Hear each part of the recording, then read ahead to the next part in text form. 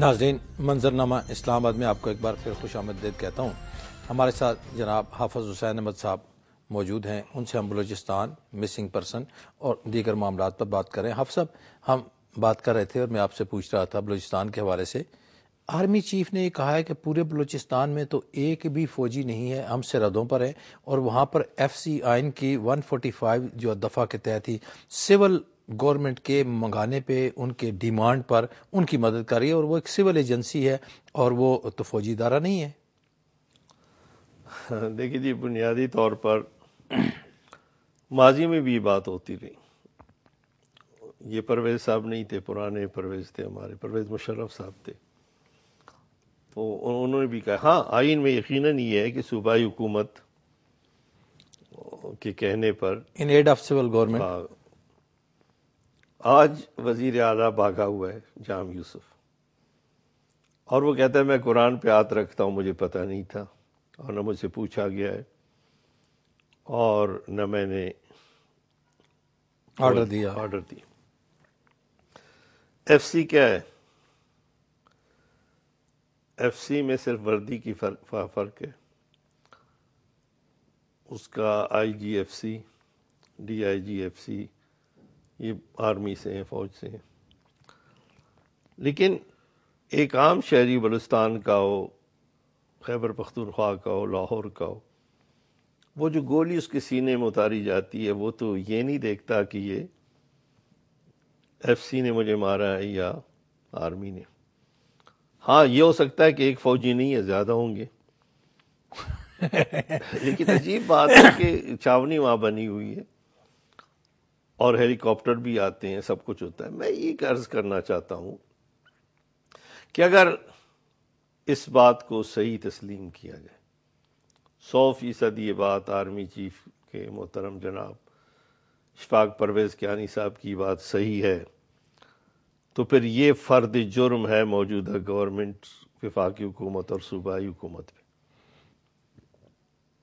کہ کون ان لوگوں کو اٹھا رہا ہے، ہاں پھر تو ان کے کہتے جی ہمارا کون تو لوگوں نہیں کو ہے، مار رہا ہے۔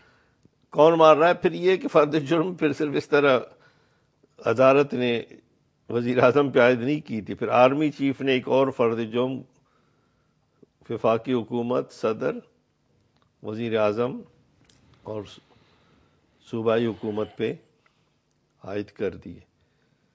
اب ان کو یہ ثابت کرنا ہوگا، لیکن ساتھ ساتھ جناب قریشی صاحب، وہ وزیر اعلیٰ صاحب، وہ فرماتے ہیں کہ مجھے اگر مینڈیٹ دیا جائے تو میں آج بلوچستان کے ان لوگوں سے بات کرنے کے لیے تیار ہوں۔ گورنر صاحب کہتے ہیں اگر مجھے مینڈیٹ ملے تو میں بات کرنے کے لیے تیار ہوں۔ دونوں صاحبان صدر محترم سے، وزیر اعظم سے ملنے کے بعد یہ بیان دیتے ہیں، اور سوال یہ پیدا ہوتا ہے کہ 65 میں سے 62 ارکان جس وزیر اعلیٰ کی حمایت کر رہے ہوں، ایک ان میں سے اسپیکر ہو، ایک ڈپٹی اسپیکر اور ایک اکلوتا اپوزیشن لیڈر ہے، اپوزیشن، وہ صرف اپوزیشن لیڈر کی مراعات انجوائے کرنے کے لیے، اور باقی وہ بھی ساری اس اسمبلی لیے کہ وزیر ہیں۔ وہ اس پہ الزام ہے کہ انہوں نے اسلم رحسانی کے والد کے قتل کا الزام ہے اس پہ۔ لیکن حافظ صاحب، ہر رکن 25 کروڑ روپے بھی تو سالانہ لے رہا ہے۔ سالانہ لے رہا ہے، تو ان کو جو دے رہے ہیں نا پیکج، بلوچستان کے آغاز حقوق تک کا پیکج ہوا تھا، جا تو میں نے کہا کہ اب انجام حقوق کا پیکج آ گیا، لیکن اربوں روپیہ دیا گیا اور اس میں 25 کروڑ ایک کو دیا گیا۔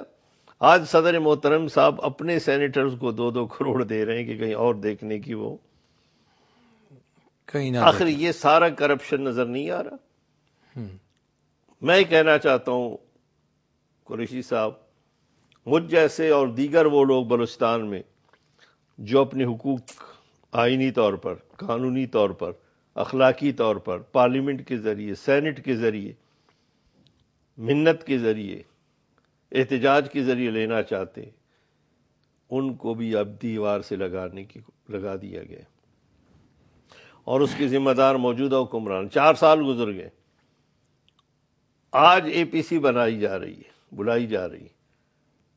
اے پی سی تو معمولی سر درد کی دوا ہے، واہ، اے پی سی تو صرف سر درد کی دعا ہے، یہاں تو ٹیومر بن چکا ہے، یہاں تو کینسر بن چکا ہے، اور وہ بھی اے پی سی اس لیے بلائی جا رہی ہے کہ امریکی کانگریس میں یہ بات آئی، سب کمیٹی نے بات کی۔ اس لیے میں نے شروع میں کہا کہ اس کو بلوچستان کا مسئلہ نہ سمجھے خدا را، یہ پاکستان کا مسئلہ ہے۔ آپ سب جن ارکان اسمبلی کو 25-25 کروڑ دیا جاتا ہے، آپ تو پورے بلوچستان میں گھومتے ہیں، کہیں 2 کروڑ بھی لگا نظر آتا ہے کہ کہیں لگایا انہوں نے؟ کوئی سڑک، کوئی گلی، کوئی نالی، کوئی ایسی چیز بنائی؟ بندوں پہ لگا ہے نا، ان لوگوں پہ لگا ہے کوئی لگاتے ہیں ویسے؟ جو وہ لوگ ہیں جو اس وقت صحیح نمائندے نہیں ہیں، جو ایجنسیوں کی پیداوار ہے، جو ایسے لوگ ہیں جو کونسلر بننے کے اہل بھی حال نہیں بھی نہیں ہے۔ اور یہ میں نہیں کہتا، وہ خود کہتے ہیں۔ ہے۔ بائیکاٹ سے نقصان ہوا تھا، ایسے لوگ سامنے آئے۔ بھائی کیا کیا جائے؟ سوال یہ پیدا ہوتا ہے، دیکھیے جب آدمی ایک مقام پہ پہنچ جاتا ہے پر اس کے لیے سود و زیاں، نفع نقصان کوئی معنی نہیں رکھتے۔ معنی نہیں رکھتا۔ اب میں یہی کہہ رہا ہوں نا کہ ہم بنیادی طور پر یہ کہتے ہیں کہ اگر آپ نے معاہدہ کیا، قوم کے سامنے لائے۔ آج جو آپ کے یہی حال فاٹا میں ہے، یہی حال خیبر پختونخوا کے اکثر علاقوں میں، سوات کے ممبران نہیں جا سکتے اپنے علاقوں میں، بلوچستان کے ممبران اپنے علاقوں میں نہیں جا سکتے، اور چاونی ہے، سب سے بڑی چاونی ہے کوئٹہ میں، چاونی میں آپ داخل نہیں ہو سکتے۔ نہیں، کوئی ایسی صورتحال ہے حافظ صاحب کہ تاکہ پہاڑوں پہ جو لوگ ہیں یا برسر پیکار ہیں وہ واپس آ جائیں اور ایک نارمل سسٹم؟ دیکھیں آج آپ کو فضا بن رہی الیکشن کا، میں ہاتھ جوڑ رہا ہوں، سب سے کہا ہے، جو بھی مجھے ملا ہے، جہاں کسی نے بلایا، میں نے ان کو خدا را کہا ہے کہ اس وقت الیکشن کا دور شروع ہو رہا ہے، پہاڑوں پہ لوگ بیٹھے، اگر آپ نے اس کو نظر انداز کر کے دوبارہ آپ نے جو ہے وہ انتخاب کروایا تو یہی لوگ جیت کے آئیں گے۔ انتخاب کروایا اور اس قسم کے ٹاؤٹ قسم کے لوگوں کو تم نے جتوایا، پھر یہ موقع اور یہ چانس بھی آپ کے ہاتھ سے نکل جائے گا۔ اس لیے ان سے بات کرو۔ بات کیا ہے جی؟ دنیا میں کہیں بھی لڑائی ہو تو مذاکرات کے ذریعے حل ہوتی ہے۔ مذاکرات کے ذریعے۔ اب وہ سنجیدگی کا یہ کہ وزیر اعلیٰ نہیں بیٹھتا کوئٹہ میں، ابھی اسلام آباد میں، صبح جاتا ہے شام کو واپس آتا ہے، وہ بیچارہ معذور ہے، بیمار ہے، مجبور ہے نواب۔ مولانا فضل الرحمان صاحب تو کہتے ہیں کہ 2 وزیر اعلیٰ، ایک جو ہے وہ چرسی اور ایک افیمی ہے۔ وہ چرسی بنگی تو ہیں سارے، لیکن وہ جب ڈگری کا معاملہ آیا تو اس سے پوچھا، اس نے کہا ڈگری ہے، اصلی ہو کہ جعلی ہو؟ تو میں نے کہا ان دنوں صدر محترم کو بھی کوئی دماغی عارضہ ہو گیا تھا، کیانی صاحب، اور انہوں نے پتہ نہیں کیا پاشا صاحب نے کچھ سنگایا تھا ان کو، کوئی گیدڑ سنگھ، وہ بھی۔ تو میں نے کہا کہ پاگل ہوتا ہے، صدر ہو کہ وزیر اعلیٰ ہو۔ اب یہ پاگل خانوں کو ہم پہ مسلط کر کے کیا کرنا چاہتے ہیں؟ یہ این آر او کس نے کیا؟ کہتے ہیں این آر او غلط ہے، مان لیا، پارلیمنٹ نے اسے مسترد کر لیا، مان لیا، سپریم کورٹ نے اسے مسترد کر لیا، مان لیا، پیپلز پارٹی اس کو ڈیفینڈ نہیں کرتی، مان لیا، آئین سے متصادم ہے، مان لیا، شریعت سے متصادم ہے، اخلاقیات سے، لیکن کرنے والا کون ہے؟ اس کا آرکیٹیکٹ کون ہے؟ 3 شخصیات بیٹھی تھیں ٹیبل پہ، جا محترمہ تھی، پرویز مشرف تھے، اور یہ اشفاق پرویز کیانی صاحب تھے، جب یہ ISI کے چیف تھے، جو بھی تھے۔ اور آخر فائنل جو اس کو نوک پلک درست کی وہ سید مشاہد حسین نے کی تھی۔ جس نے بھی کی، انہوں نے کی نا۔ اب محترمہ نے 4 نومبر کو آ کر اسے دستبرداری کا اعلان دستبرداری ہو گئی، جب انہوں نے دوبارہ لگایا 3 تاریخ کو تو وہ یہ واپس آ گئی۔ یہ آصفری کہاں سے ٹپکا؟ یہ تو کیا بیٹھے 3 افراد کو امریکہ، برطانیہ اور امارات نے نہیں بٹھایا؟ جو پارلیمنٹ بھی تھی، سینٹ بھی تھا، اور تردید کی جا رہی تھی کہ ملاقات بھی نہیں ہے۔ اب میڈیا نے ان کو اچھالا بعد میں ایک بات کہتا ہوں، محترمہ اس دنیا میں نہیں رہی، اس کو آپ نہیں بلا سکتے چیف جسٹس صاحب۔ مشرف اس ملک میں نہیں رہا، اسے بھی چلو نہیں بلا سکتے، کیانی صاحب تو ہیں، اس کو تو بلاؤ، حقائق تو عوام کے پاس آنے چاہیے۔ امریکہ میں جو کچھ ہوتا ہے 15-20 سال کے بعد وہ سارا کچا چٹا وہ خود ہی کھل کے سامنے آ جاتا ہے. تو کیانی صاحب آپ قوم پہ رحم فرمائیں، جسٹس صاحب ان کو بلائیں کہ بھئی ہوا کیا تھا. این آر او کیسے آپ کہتے ہیں میمو اسکینڈل، میں کہتا ہوں میمو کی ابتلا آپ کی این آر او سے ہوئی ہے. پرویز مشرف نے نہیں، فوج نے اپنے اقتدار کے دوام کے لیے کرپٹ حکومت کو ہم پہ مسلط کی ہے، زرداری کو ہم پہ مسلط کی ہے. اور مسنگ پرسن جو کر رہے ہیں، یہ جو بیٹھے ہوئے، یہ توہین عدالت نہیں ہے؟ بلا شبہ ہے. عبدالودود قریشی، آج قوم یہ سمجھنے پہ مجبور ہے کہ ہم سمجھتے تھے کہ چیف جسٹس بحال ہوا ہے. آج قوم یہ سوچ رہی ہے، سمجھ رہی ہے کہ چیف تو بحال ہوا ہے لیکن جسٹس بحال نہیں ہوا.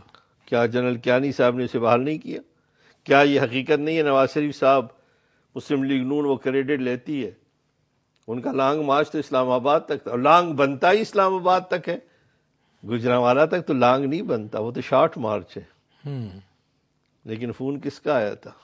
کیانی کا آیا تھا. اور کس کو آیا اعتزاز تھا؟ اسد کو اس کی کس گاڑی کو میں آیا پہنچایا تھا؟ گیا. اعتزاز حسن کو آیا تھا، اس کی گاڑی تک 12ویں پہنچایا کھلاڑی گیا. کو. جب ٹیم ہارنے لگتی ہے تو 12ویں کھلاڑی کو. اب میمو میں کس کو آیا؟ توہین عدالت میں کس کو آیا؟ اعتزاز میرا بھائی ہے، میرا کولیگ ہے، میرے ساتھ پارلیمنٹ میں رہا ہے، بڑا ہوشیار ہے. وہ اپنا بدلہ گن گن کر اور چن چن کر آئینی طریقے سے لے رہا ہے. وہ بظاہر آیا تو وزیر اعظم کو بچانے توہین عدالت سے، لیکن وہ بڑا ہوشیار ہے، زیرک ہے، بیرسٹر ہے، اور اس نے گھسیٹا صدر کو. کیونکہ استثناء تو بابر آوا نہیں لینا چاہتا تھا. پوری سپریم کورٹ کا فل لارجر بینچ لگا ہوا تھا کہ کوئی استثناء اس سے مانگے تاکہ بندہ سامنے آ جائے اور ہم کہہ دیں کہ استثناء ہے نہیں، یہ سول کیس ہے. جو کچھ پوری لارجر بینچ نہیں کر سکی تو اعتزاز نے کر دیا. اور اس کے لیے ماشاءاللہ اس نے سینٹ کی ٹکٹ بھی لے لیا. اور ممکن ہے کہ کوئی کسی آگے بڑھے گا. میں ایک بات کہتا ہوں کہ یہ میڈیا آزاد ہے، ابھی وہ صورتحال نہیں رہی کہ آپ کریں اور پھر کریں. مجھے بڑا احترام ہے، لیکن میں گزارش کرتا ہوں کہ پانی سر سے اونچا ہو رہا ہے. بلوچستان آتش فشاں بن چکا ہے، اور یہ لیپا پوتی ہمارے لیے کارآمد. حافظ صاحب ایک اور بھی بات ہے کہ فراری کیمپ تو افغانستان میں موجود ہیں، یہاں بلوچ لوگوں کو ٹریننگ دیتے ہیں، اور وہاں پر انڈیا اس میں ملوث تو ہے، اس سے انکار تو نہیں کیا جا سکتا. تو نہیں ہے. میں نے کب انکار کیا؟ میں نے کہا کہ تم دو طرف بات کرتے ہو. ایک طرف کہتے ہو کہ بھارت ملوث ہے، اور دوسری طرف اس کو پسندیدہ ملک قرار دیتے ہو. اور پھر قریشی صاحب سننا چاہتے ہیں تو میں بتاؤں کہ اگر آپ کسی کے گھر میں پتھر پھینکیں گے تو وہاں سے آپ کو پھول، البتہ گملے کے ساتھ کوئی پھول پھینکے تو جو ہمارے وہ آ سکتا ہے، پتھر نہیں آئے گا، پھوڑ دے. پھول نہیں آ سکتا، پتھر ہی آئے گا. اب